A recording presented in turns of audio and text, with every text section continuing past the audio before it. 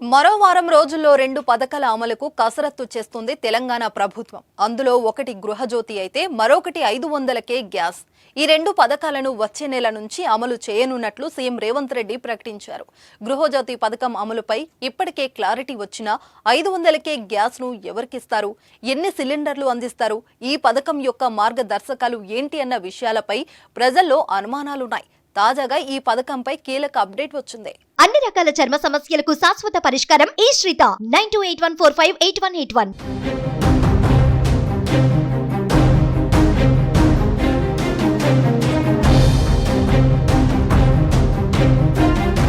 తెలంగాణలో కాంగ్రెస్ 500 రూపాయలకే గ్యాస్ పథకం హామీ ఇచ్చినప్పుడు మహిళలు ఎంతో సంతోషించారు. ఇక కాంగ్రెస్ గెలిచాక ఆ హామీ పథకం ఎప్పుడెప్పుడా అమలు చేస్తానని ఎదురు చూశారు. ఈ క్రమంలోనే ప్రజాపాలన కార్యక్రమంలో అన్ని పథకాల మాదిరిగానే 500 రూపాయలకు గ్యాస్ పథకానికి కూడా కాంగ్రెస్ ప్రభుత్వం దరఖాస్తులు స్వీకరించగా ప్రజలు భారీగా దరఖాస్తులు చేస్తున్నారు.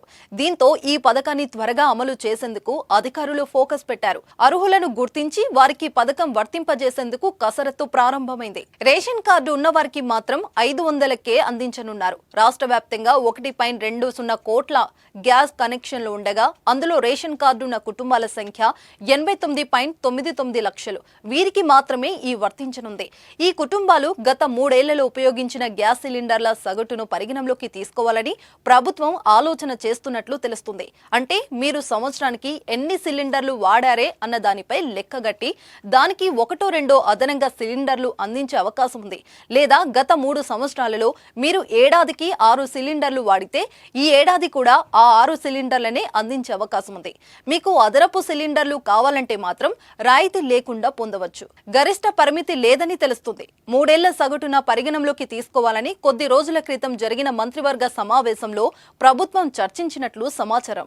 మరోవైపు ప్రభుత్వం అందించే సబ్సిడీ వినియోగదారుడు ఖాతాలో వెయ్యాలా లేదంటే గ్యాస్ కంపెనీలకు చెల్లించాలా అనే అంశంపై అధికారులు చర్చలు జరుపుతున్నారు. ఈ మేరకు ఇటీవల పౌర సరఫరాల ఉన్నతాధికారి ఢిల్లీ వెళ్లి చమురు సంస్థలతో చర్చించినట్టు తెలుస్తుంది. ప్రస్తుతం గ్యాస్ సిలిండర్ ధర 955గా ఉంది. ఈ పథకంలో భాగంగా 500 రూపాయలు వినియోగదారుడు భరించాల్సి ఉంటుంది. కేంద్ర ప్రభుత్వం సబ్సిడీ 40 రూపాయలు పోగా మిగిలిన 415 రూపాయలు సబ్సిడీ ప్రభుత్వం అందించనుంది. అయితే సబ్సిడీ తీసుకోవడానికి గ్యాస్ కంపెనీలు నిరాకరిస్తుండటంతో వినియోగదారుడికే అకౌంట్లలో సర్కార్ డబ్బులు వెయ్యనున్నట్లు సమాచారం. రాజస్థాన్లో కూడా డిస్ట్రిబ్యూటర్లు కంపెనీలు సబ్సిడీ అమౌంట్ను తీసుకోకపోవడంతో అక్కడి ప్రభుత్వం సబ్సిడీ వినియోగదారుడికే అందిస్తుంది. తెలంగాణలో కూడా అదే తరహాలో అందించాలని ప్రభుత్వం భావిస్తుంది.